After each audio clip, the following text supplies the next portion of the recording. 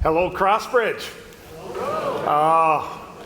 Your eyes are smiling big, and I'm so grateful for that. I want to warm welcome for all of you in Peru, those in Ottawa, those online. Super excited. My name is Jon. Super excited to be kicking off a new series on hardcore values that we'll be walking through here in September and October. 4.5 years ago, my father-in-law, Bill, passed away. His body was cremated, and a small portion of his ashes were spread at his two favorite sports stadiums where his two favorite sports teams play. One spot, some of his ashes are now at Yankee Stadium, home of the New York Yankees. The other spot was Lambeau Field, where the Green Bay Packers play. A few months after Bill died, our daughter Brooke, who was 8 years old at the time, she and I were in the car together. And out of nowhere, she said, "Dad, would you like to be creamed like Papa was?" Brooke, that is an amazing, great question. I can't say I've thought a lot about it, so I'll have to get back to you. All of us throughout our lives are a part of organizations, a family, a church, a school, a business, a sports team. And every organization has decisions to make and actions to take. And we make those decisions and we take those actions based on three important organizational components. The first one is mission. Mission is our purpose. Why is it that we exist as a family? Why do we exist as a church? Whatever the organization is. The other component is vision.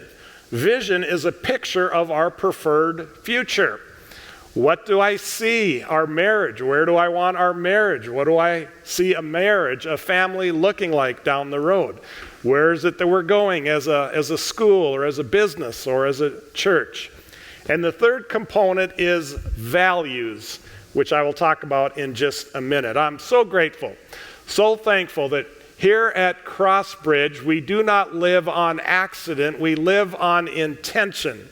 Crossbridge, our mission is we exist to lead people into a growing relationship with Jesus. Love that mission statement.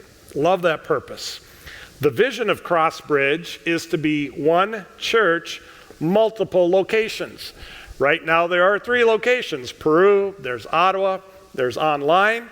Who knows, a year from now, 5 years from now, 10 years from now, we'll still be one church with who knows how many locations. Mission tells us why are we on this journey. Vision tells us this is where we're going.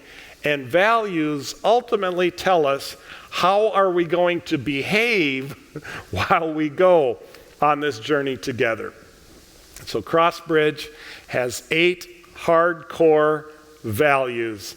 Super, super excited in September and October to be walking through these. So I'm going to start by giving you just a few thoughts on the importance of having core values. Our family, we have the Hauser core values. We have 5 core values for our family. So I want to share just a little bit about why core values are so important to any organization.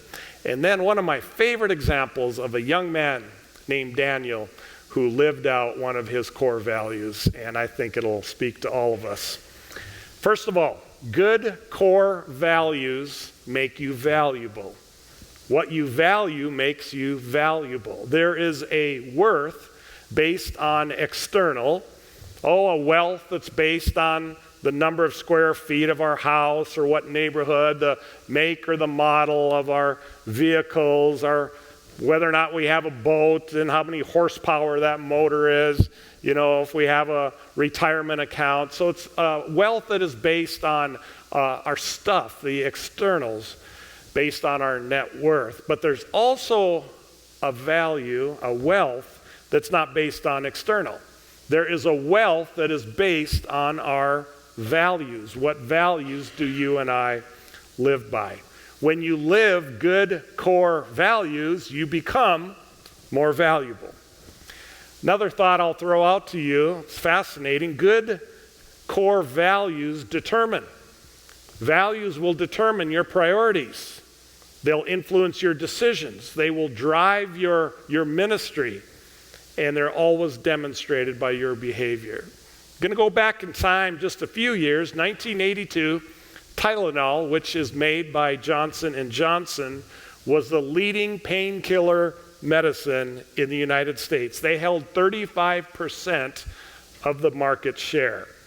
Now, 1982, there were 7 mysterious deaths via poisoning within a short time in the Chicago area. Detectives put all of the details together and realized that the source of poisoning was from extra strength Tylenol purchased at 5 different Chicago stores. Someone had tampered with the product and laced the tablets with potassium cyanide. I'm guessing a few of you remember this was a really, really big deal in the early 80s. What happened? CEO James Burke was faced with a major crisis and a huge decision to make. How would they communicate this threat to the general public, and what action would they take in order to protect people? James Burke quickly yanked every bottle of Tylenol off the shelf in every store across America. That decision, so 1982, what is that? About 40 years ago, right? That decision in 1982 dollars cost Johnson & Johnson $100 million. Their market share dropped from 35% to 7%. Johnson & Johnson, CEO James Burke, then put 2,500 employees on the job of alerting the public as to what had happened. Through this aggressive communication plan, the Tylenol Crisis was the headline news story for 6 weeks on stations all around America. Burke actually contacted the chief of every network's news division. He met with the directors of the FBI and the FDA. Other companies have demonstrated extremely poor judgment in the way that they've handled defective product incidents. But CEO James Burke decided to tackle the problem head on. Well, great story, John. Why in the world did you tell us that? Well, here's why.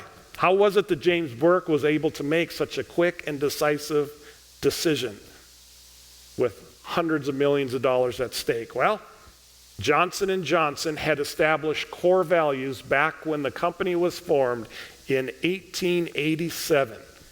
And I'm going to read to you one of the core values of Johnson & Johnson that remains to this day. Quote, "The company is responsible first to its customers, number 2 to its employees, number 3 the community, and our 4th priority are our stockholders," in that order.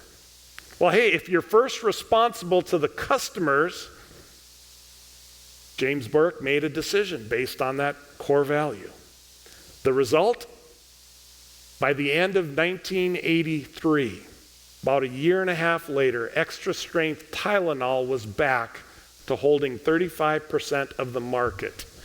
And in 2003, Fortune magazine identified James Burke as one of the United States' 10 greatest CEOs. Friends, I'm telling you, when we identify core values, and it's not just something up on a wall, but we actually live them out through our decisions and through our actions, it really, really matters.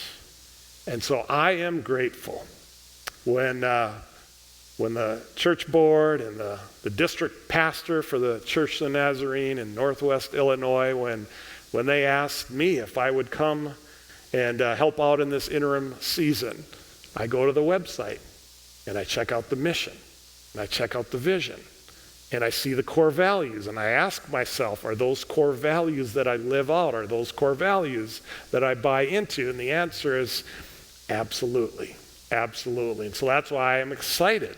That led me to saying yes to this opportunity to serve this church in this region. Business speaker and author Patrick Lencioni, in his book, The Advantage, writes this: if an organization is tolerant of everything, it will stand for nothing.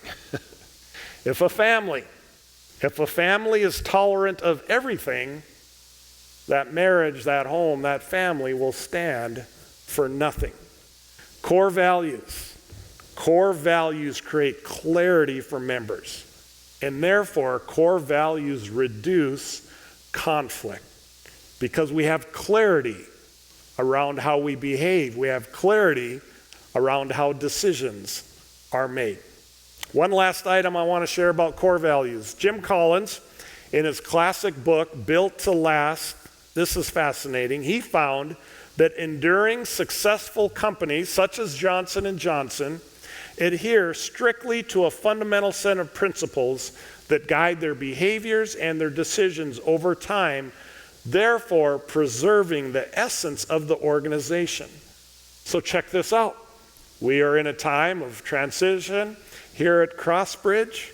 Identifying and living out hardcore values allows healthy, effective transitions to take place because we've identified our values. We've identified what matters around here. We've identified how we're going to behave and the filter by which we're going to make decisions. All right, I want to go into the Old Testament.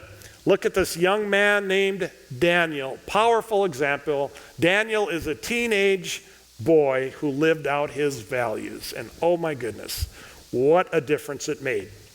Daniel was living in Jerusalem in the southern kingdom of Judah around 600 BC. His hometown is attacked and captured by an evil king from the east named King Nebuchadnezzar from Babylon.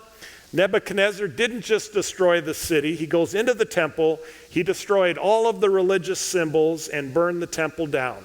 It was his way of saying, your God, Yahweh, the one that you say is the true God, the creator of the heavens and earth, he is not worthy. He is done. He is gone. It gets even worse. He also sets out to destroy their future. So here's what Nebuchadnezzar does. He says to his leaders, go find the sharpest, most capable young people among the royal family, and we are going to capture them. We are going to take them back to Babylon. Your future leaders, your future influencers are going to come with us. We will indoctrinate them in Babylonian culture and in our gods for 3 years, and then they will become leaders in my government.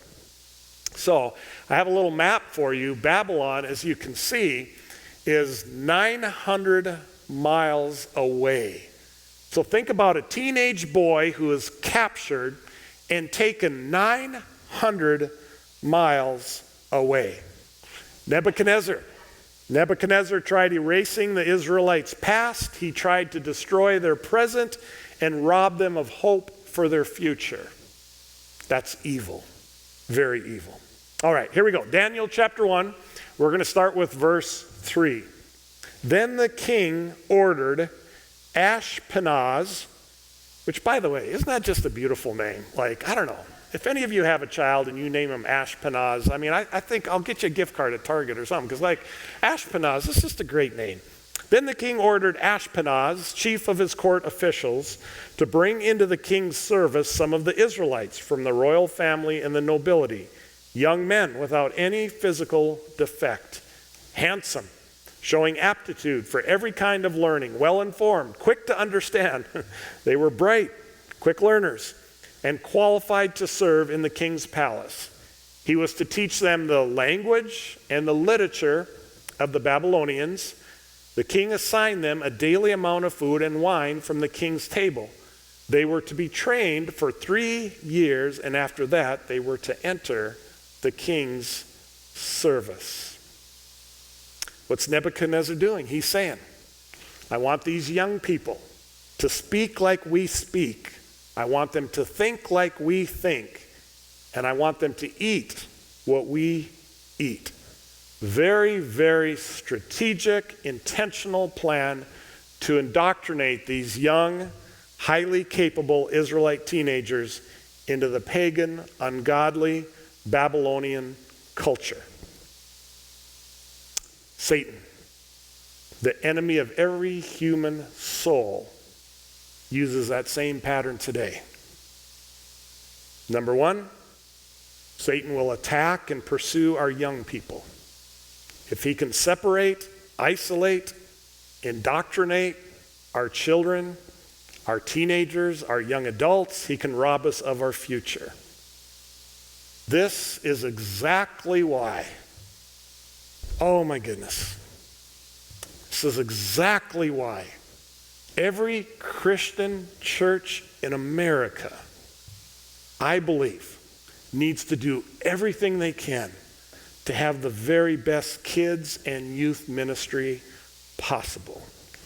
And I believe every believer in America, if you are a follower of Jesus Christ, we should do all that we can to engage future generations in faith communities, in living and learning God's word.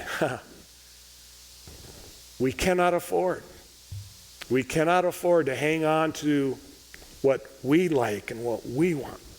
We must pass faith on to future generations. I just want to throw this example out to you. Back in 2000, 21 years ago, my wife and I started a new Nazarene church in Fargo, North Dakota. And we made a very intentional, conscious decision when that church was started that if we did nothing else, we were going to have the best nursery in town. We were a portable church, and as time went on, we added ministry up through age 4, and then we added kindergarten through 2nd grade, and then we added 3rd through 5th grade, and then we added middle school, and eventually, over time, we eventually got to serving high school students. We knew it would take us 20 years, but we said we were going to have the best kids ministry and the best youth ministry in our region. We also said that one of our ministry targets was to engage the 18 to 30-year-olds. And so we worked hard on that for the 19 years that we led that church. And after 19 years, our church was full. The 18 to 30-year-old is missing in many, many churches all around America. And our church was full of 18 to 30-year-olds. So, 2018, I went back and I pulled out these statistics. In 1 year time, 2018, 2,546 different children and teens checked into our kids and youth ministry at Prairie Heights Community Church. Do you know that our church represented the 9th largest school district in the state of North Dakota? In 2018, we had 321 volunteers in children and in youth ministry. That did not happen on accident. It happened on intention. Crossbridge, I want to thank all of you that volunteer in children's ministry, all of you that volunteer in youth ministry. If you don't, you may want to give it a shot, give it a try. All of you that smile and encourage our young people around here, all of you that pray for our young people, all of you that notice them and empower them and get them involved and let them know that they matter. They aren't the future of the church, they are the church today. Satan will do all that he can to distract our kids and our youth and our young adults. For if he can distract them, he can stop this Jesus movement. And number 2, if Satan can twist the truth of God's word so that followers of Christ will think like he thinks, believe what he believes, and behave like he would want us to behave, he can destroy our marriages, our families, our cities, and our nation. Verse 6, among those who were chosen were some from Judah, Daniel, Hananiah, Mishael, and Azariah. The chief official actually gave them new names. To Daniel, he gave the name Belteshazzar. To Hananiah, Shadrach. to Mishael, Meshach, and to Azariah, Abednego. Teenage boys taken 900 miles from home to an ungodly, pagan, violent, evil King Nebuchadnezzar's Babylonian empire. He changes their names. Their original names all referred to Yahweh. Their new names all referred to the pagan gods of Babylon. Belteshazzar means the false god of Baal will protect the king. Shadrach and Meshach were referring to respect for and obedience to the Babylonian god of the moon, Aku. Meshach means I am a servant of the Babylonian god of wisdom, Nebo. He changed their names. Tried changing their identity. What about the diet? Well, here's the deal with the diet. Here's why he said, I want you to eat what we eat. They were to eat food prepared for the king. I mean, are you kidding me? What sort of food would be prepared for the king? The very, very best and the very finest that you could find. What was wrong with that? Here's what was wrong with that. All of the food that was presented to the king, the meat, the wine, before it was presented, it was dedicated. It was blessed by pagan gods. And even though these teenagers were 900 miles from home, they had no idea what was going to happen. They chose to honor and worship Yahweh in every way possible. In their minds, to eat and drink anything that was dedicated to pagan gods would cross a line. It would compromise one of their values. It would be dishonoring and unfaithful to God.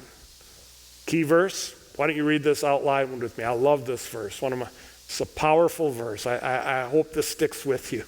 Not just for today or this week, but I hope it sticks with you for a long time. Read this out loud. Those of you online, those of you in Peru and in Ottawa, please read this out loud with me. Daniel chapter 1, verse 8. But Daniel resolved not to defile himself with the royal food and wine. And he asked the chief official for permission not to defile himself this way. Daniel did not resist when they gave him a new name. He was like, no, I still know who I am. I know what God I worship. I know which God I follow. My name does not define me. However, honoring and worshiping God was a hardcore value for Daniel. And so he took a stand. When God's name and his character and Daniel's worship and his commitment to God would be insulted. Daniel's like, you can change my name, that doesn't define me. But I'm not insulting my Lord, my God, who's given me life and given me hope.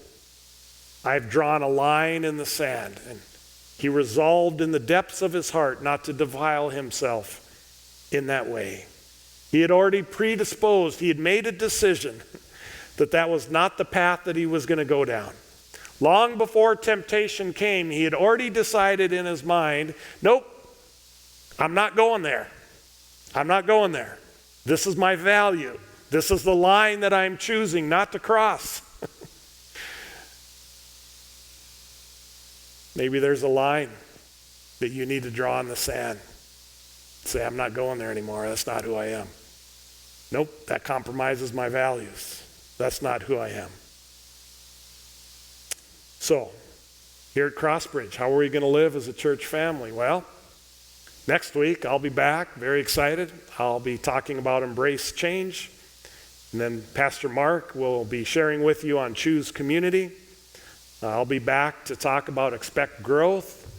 Pastor Kevin then will talk about love unconditionally. Pastor Harold, trust fully. Pastor Mark, encourage authenticity. And then I'm super excited to close out the series the end of October with live missionally and give generously. So Daniel and these three other guys chose to eat vegetables and drink water. And I just want to go to the end of the story. Chapter 1, verse 18 and 19. At the end of the time set by the king to bring them into his service, the chief official presented them to Nebuchadnezzar. The king talked with them, and he found none equal to Daniel, Hananiah, Mishael, and Azariah.